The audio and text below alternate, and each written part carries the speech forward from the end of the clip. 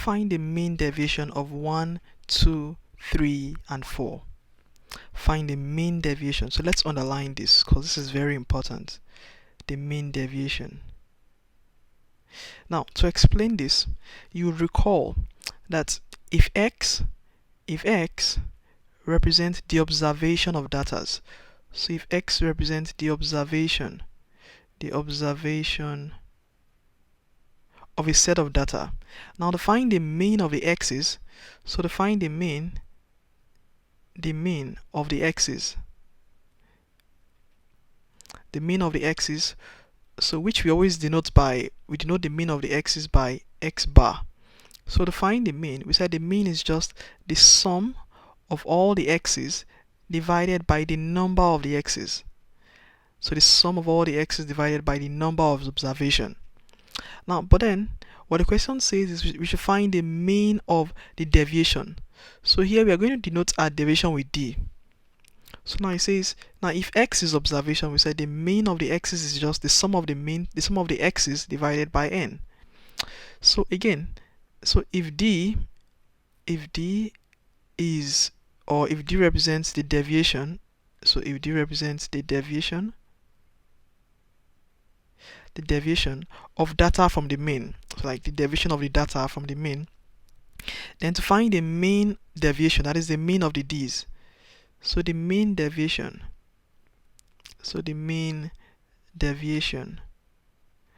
so which we just call the mean of the d's,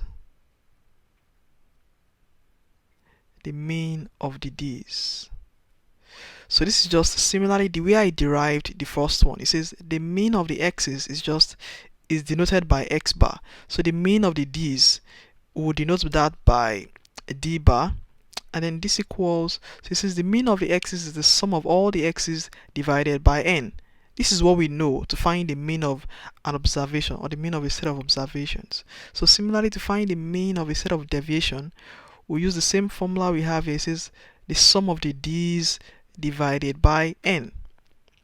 So this is the formula for finding the mean deviation. There's really nothing so special about it.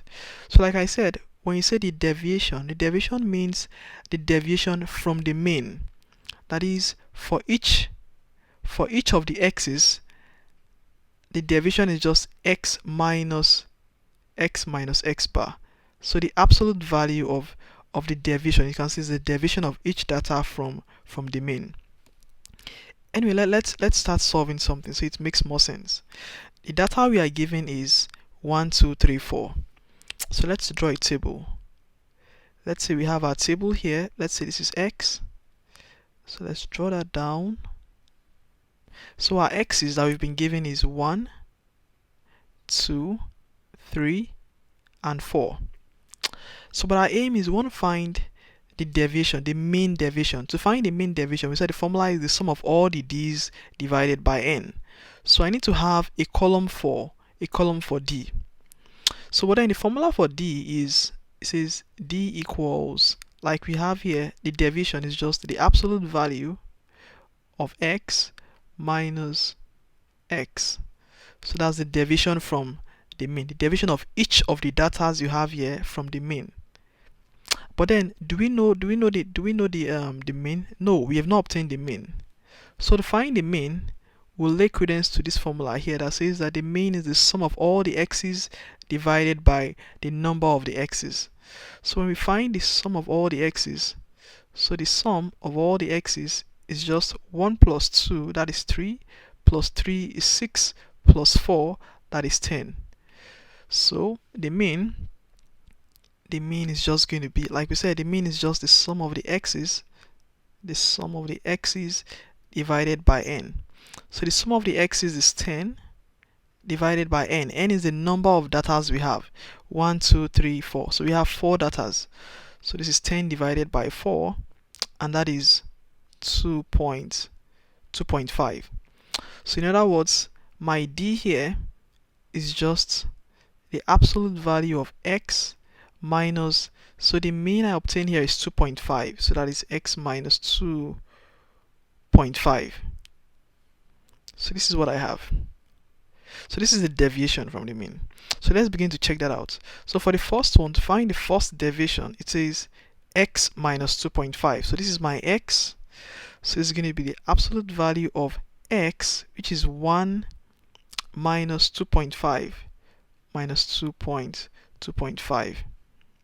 So, and then the next one is just going to be the absolute value of 2 minus 2.5. 2 minus 2.5. So the next one is the absolute value of the x. The x is 3. That is 3 minus the mean, which is 2.5. 2.5. So similarly, the last one, the absolute value of 4 minus the deviation, the mean, which is 2.5. So what this means is 1 minus 2.5, the absolute value of 1 minus 2.5 is negative 1.5. So when we say the absolute value, it means we need the positive value. That is just the magnitude of the quantity you have. So, and then the absolute value is just 1.5. So similarly, like we did here, 2 minus 2.5, that's negative 0.5, but the absolute value is just 0.5. So similarly, the absolute value of 3 negative 2.5 is 0.5, and then here also is 1.5. So but then to find the mean deviation, we said the mean deviation, the formula is the sum of all the d's divided by n. So to find the sum of all the d's, so that is just going to be equal to, so the sum of all the d's is 1.5 plus 0.5 plus 0.5 plus 1.5, and that is going to give us 4. So that's going to give us 4. So my answer here is just going to be, so the sum of the d's I have here is 4 divided by, so n is the number of datas we have. You can see we have just 4 of them. So 4 divided by 4 is 1. So this is your mean deviation anyway. And that completes the problem. So our solution is 1.0.